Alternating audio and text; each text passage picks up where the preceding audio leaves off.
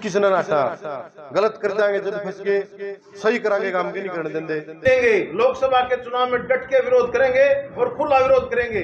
बस सरपंच का असली बीज हर जो सरपंच असली है और वो कर्मचारी असली बीज है भाई सरकार ने वोट नहीं देगा और जिसका जमीर मर गया उसका सब कुछ मर गया भाई। हमने हाथ जोड़ेगा वोट मांगेगा उसको एक जवाब देना है कि खट्टर साहब आप वही आदमी हो जो हमें चोर कहते थे और हमारे ऊपर लाठियां बंधवाने का काम करते थे। अपने देश के प्रधानमंत्री को मूर्ख बना रहे हैं जो कहते हैं कि भाई विश्व गुरु बना रहे हैं हम इसको भाई उसके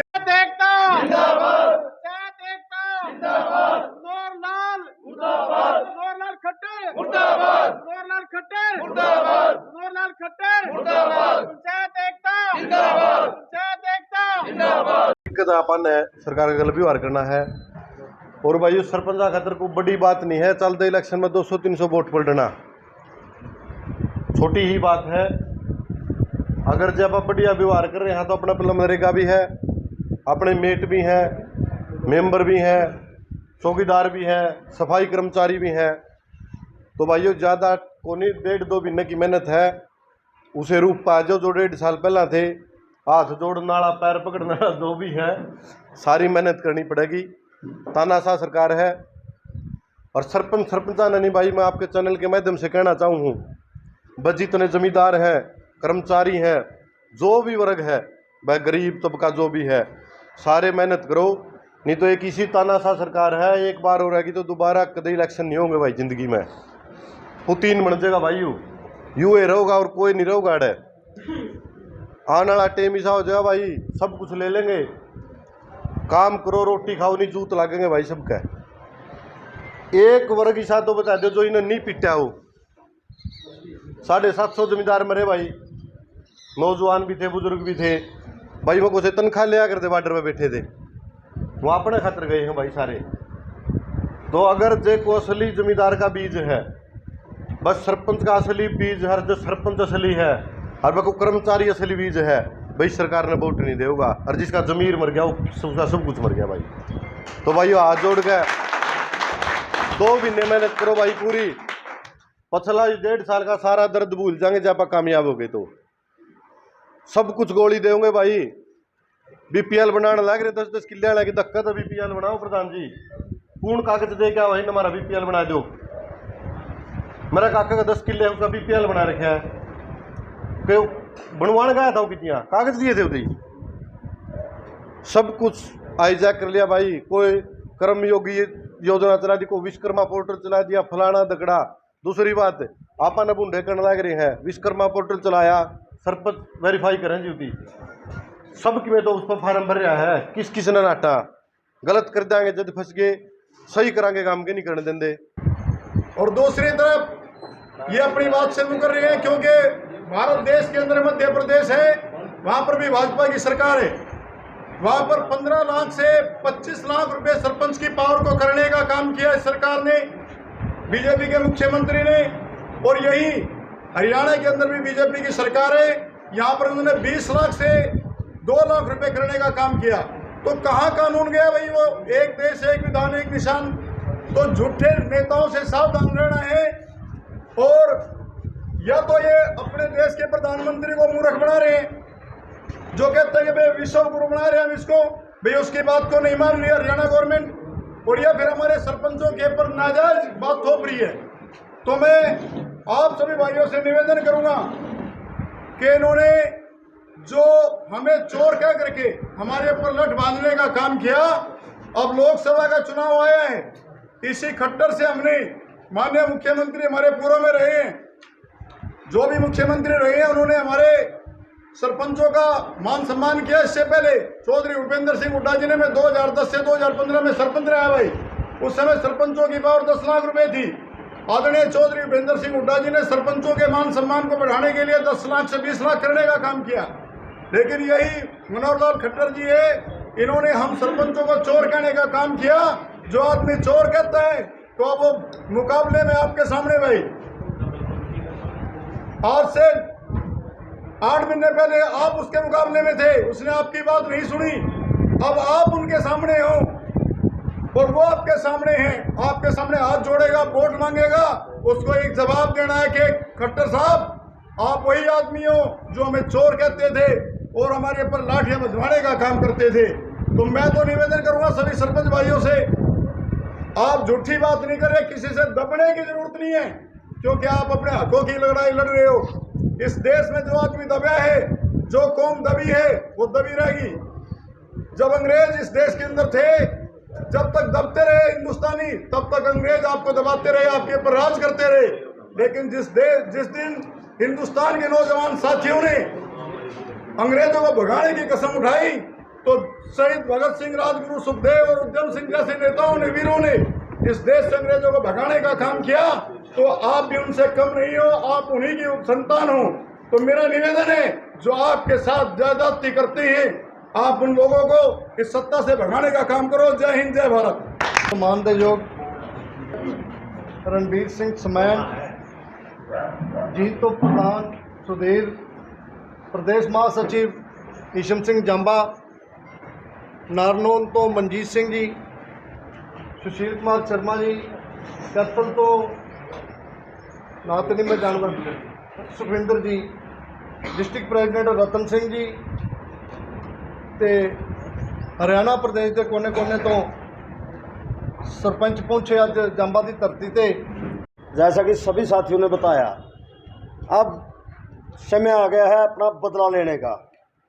जिस प्रकार इस सरकार ने हमारी सभी शक्तियां छीन ली पंचायतों की, और पूरे ग्रामीण क्षेत्र का बहुत ज़्यादा नुकसान हुआ है इसमें। आप देख रहे हो, आप असमर्थ हो अपने अपने गाँव के अंदर काम करवाने के अंदर।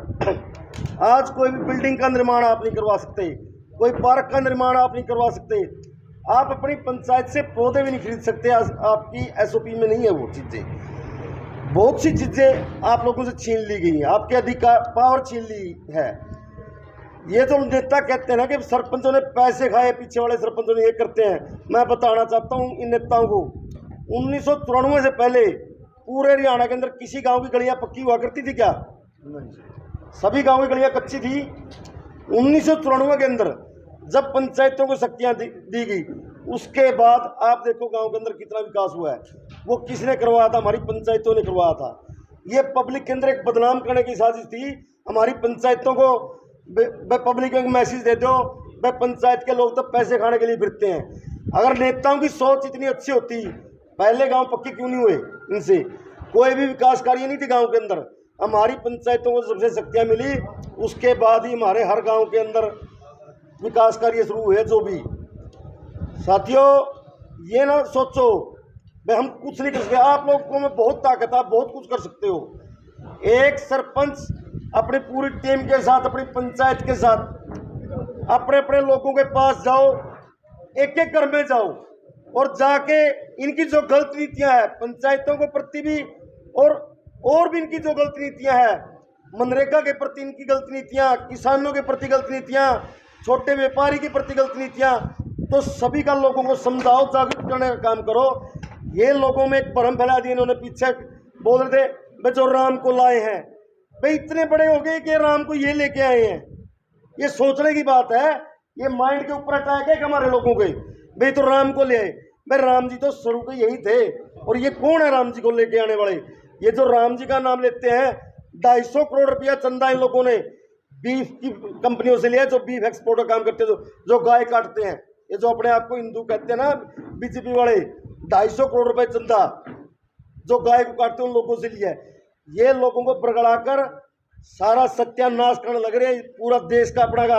आज आप लोग एक जिम्मेवार पद पे बैठे हो। सरपंच का पद गांव के अंदर सबसे जिम्मेवारी वाला पद होता है। तो हम लोगों को अपनी पंचायत तो बचानी है इन लोगों से, अपने गांव, अपना देश भी बचाना है ऐसे लोगों से जो इस प्रकार की गलत नीतियां लागू करते हैं। सारी की सारी जितनी अपनी सरकारी कंपनियां थी, सभी की सभी बेच दी। BSNL आपका घाटे में चल रहा है, लेकिन जियो को प्रमोट करके आज जियो देखो पैसे कमाने लगे अपने। भाई हर प्रकार से अपने समाज को बचाना है इन लोगों से, अपने अपने गांव के अंदर। आज करनाल से हम लोगों ने शुरुआत की है। ये खट्टर साहब की लोकसभा है, खट्टर साहब को धूल चटाने का काम हरियाणा की पंचायतें करेंगी। और मैं तो कहना चाहता हूँ विपक्षी पार्टियों को, विपक्षी पार्टी को, भाई करनाल के अंदर आप बढ़िया मजबूत कैंडिडेट दो, बाकी काम हमारी पंचायतें पर छोड़ दो, हमारी पंचायतें करेगी, हमारे और संगठन तो मिलकर करेंगे इन लोगों को उठाने का। लेकिन मजबूत कैंडिडेट, बढ़िया कैंडिडेट वो पार्टियों का काम है, हम अपना काम करेंगे। भाइयों, अब सभी साथियों से हाथ जोड़कर अपील करूं, भाई इनकी बातों में मत आना। अभी एक नई चाल चलेंगे आपके साथ, 3 महीने 4 चिंता में कुछ नहीं कर सकते, लेकिन एक चाल चलेंगे जैसे पहले वाले पंचायत मंत्री ने चली थी। कुछ साथियों को पकड़ाया या लालच दिया था, उन्होंने कहा कि एसोसिएशन बनाई है, लेकिन नहीं, वो 12-13 आदमी थे, उनसे पूरे 22 दिनों के 22 आदमी भी नहीं हुए थे। अब भी ऐसे ही काम करेंगे, आपके कुछ साथियों को बहकाने का काम करेंगे। आने वाले 5-7-10 दिन में वही बूम आपको देखने को मिलेगा, क्योंकि साथियों बीच में ब्रेक आ गया था और ब्रेक में जो हमारे सैनिक हैं वो थोड़ा आराम करने लग गए थे। अब हमारे प्रधान जी खड़े हो गए हैं तो सारे सैनिक खड़े हो जाएंगे और ये आपका बदला लेने का समय है। और मैं आपको एक बात और बता दूं प्रधान जी, मैंने आपको पहले भी बताई थी, मैं 2009 से इस चुनाव तक बीजेपी का ब्लॉक प्रेसिडेंट था, लगातार 3 बार ब्लॉक प्रेसिडेंट रहा। लेकिन जब मैंने इनकी ये तानाशाही रवैये देखे और पिछली बार भी मैं सरपंच था, तो हमने ये देखा भी ये तो जो आदमी बिल्कुल नीचे जड़ से जुड़ा हुआ आदमी है, जो सरपंच है, जब उसकी ही बात समझने को तैयार नहीं, तो ऐसी पार्टी में अपनी सेवाएं देने का कोई फायदा नहीं। तो साथियों,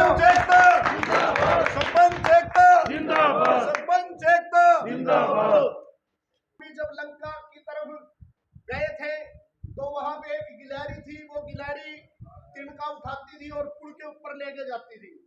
तो किसी ने उस गिलहरी से पूछा, भाई इतना बड़ा पुल बनेगा तो तेरे इस अकेले छोटे से तिनके से क्या होगा? तो उस गिलहरी ने एक ही बात कही थी कि जब भी ये पुल बनेगा या लंका पे विजय होगी तो मेरा नाम देशभक्तों में या काम करने वाले योद्धाओं में लिखा जाएगा, घर बैठने वालों में नहीं लिखा जाएगा। तो हमें साथियों अब अपना बूथ संभालना है, अब अपना काम देखना है। सारे समझदार हो, सारे सरपंच चुन के आए हो। मैं अपनी वाणी को विराम देता हूँ और जितने भी हमारे ब्लॉक प्रधान है जो एक्टिव नहीं है और जो जिला प्रधान है उनको एक्टिव करना है, चाहे उनको हमने बदलना पड़े। मैं अपने जिले की बात बता रहा हूँ। हमारे जो जिला प्रधान है सुरजीत सैनी जी, तो कहीं नहीं जाते जी। एक बार हमने ये मेरे हिसाब से तो मिलना चाहिए, जिनसे टाइम लेके मिल लेते हैं जी। बाकी हम तो प्रधान जी के साथ है जी, पहले दिन से कह दिया था कि प्रधान जी आपके साथ हैं, जहाँ बुलाते हैं वहीं पहुँच जाते हैं। प्रधान और ब्लॉक प्रधान आपके एक्टिव नहीं है, वो काम उस ब्लॉक का और उस जिले का है। उसमें शीर्ष कार्यकारिणी आपका कोई भी सहयोग नहीं कर सकती, क्योंकि हमने राजनीति नहीं करनी, हमने अपना संगठन और अपनी मांगों को लेकर आगे चलना है। कोई किसी पार्टी यहाँ पे जितने भी पदाधिकारी बने, चाहे वो ब्लॉक के बने, चाहे वो जिले के बने, चाहे वो स्टेट के बने, किसी से ये नहीं पूछागा भाई आप किस पार्टी से को रिप्रेजेंट करते हो। भाई आपकी 4 जून तक तो इलेक्शन है ही है, 4 जून की आपकी मतगणना है। उसके बाद आपका जो या लगी हुई आचार संहिता वो 10-15 दिन बाद वोट देगी और सितंबर में आपकी विधानसभा की ये हमारे को पुनः बरगला के फिर लोकसभा में अपनी वोट लेने का काम करेंगे। हमने इनकी बरगलाने की बात में नहीं आना, हमने तो खुल के विरोध करना है। अगर इन्होंने अधिकार देने थे, जब ये चुनाव आयोग से रिकमेंड करा के अपना कैबिनेट का दायरा बढ़ाने का काम कर सकते हैं, तो क्यों नहीं है चुनाव आयोग से अपनी टाइम लेके अपनी रिकमेंडेशन करा के अपने को अधिकार देने का काम क्यों नहीं किया इन्होंने? तो कतई नहीं मिलेंगे। लोकसभा के चुनाव में डट के विरोध करेंगे और खुला विरोध करेंगे। जो भी इस लोकसभा से जो बीजेपी का प्रत्याशी होगा, इनके बहकावे में ना आके इनका क्लियर विरोध करने का काम करेंगे। और इसके साथ साथ अपना एक बड़ा जुझारू साथी था, सरपंच एसोसिएशन का जिला प्रधान था हिसार से, संजय कुमारी जी, पीछे समय में उनका मतलब मर्डर कर दिया गया। तो उसका एक मैन जिन्होंने सारा षड्यंत्र रचा है, उसका नाम शमशेर है।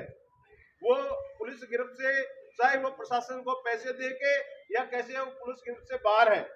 तो अब आगामी जो लोकसभा का जो हमें अक्षय तैयार करेंगे अपनी मीटिंग का, वो इशार करेंगे है और हम अपने हक छीन के रहेंगे।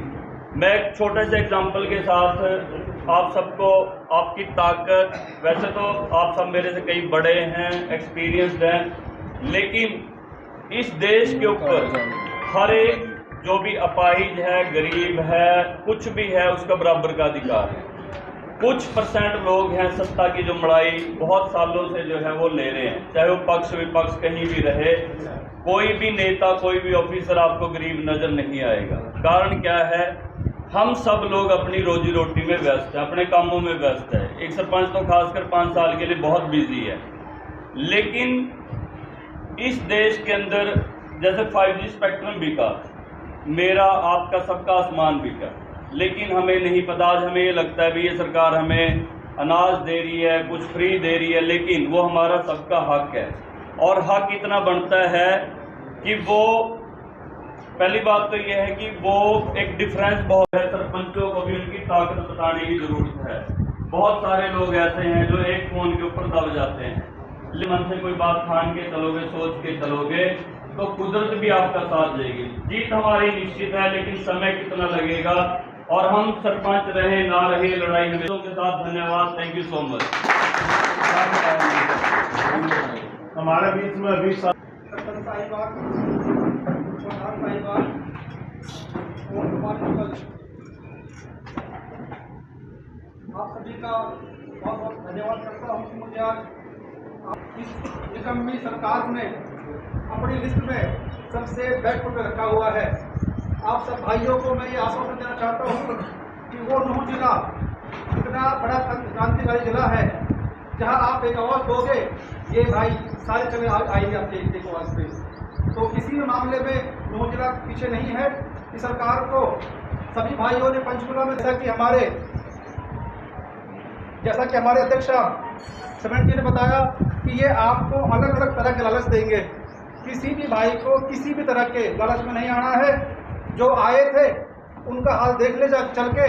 एक तो हमारे वहाँ भी पड़ा हुआ है, आज ना इधर का रहा ना उधर का रहा, जिसको हम रफी खतौड़ी बोलते हैं, ठीक है। हाँ, उसने अपना जमीन बेचा, सरपंचों से गया, अपने घर से गया, वहाँ के जितने भी राजनीतिक परिवार थे उनसे गया और सबसे गया। अभी तो जाना बाकी है उसका। तो इन्हीं दो शब्दों के साथ भाइयों का धन्यवाद करता हूँ। शुक्रिया।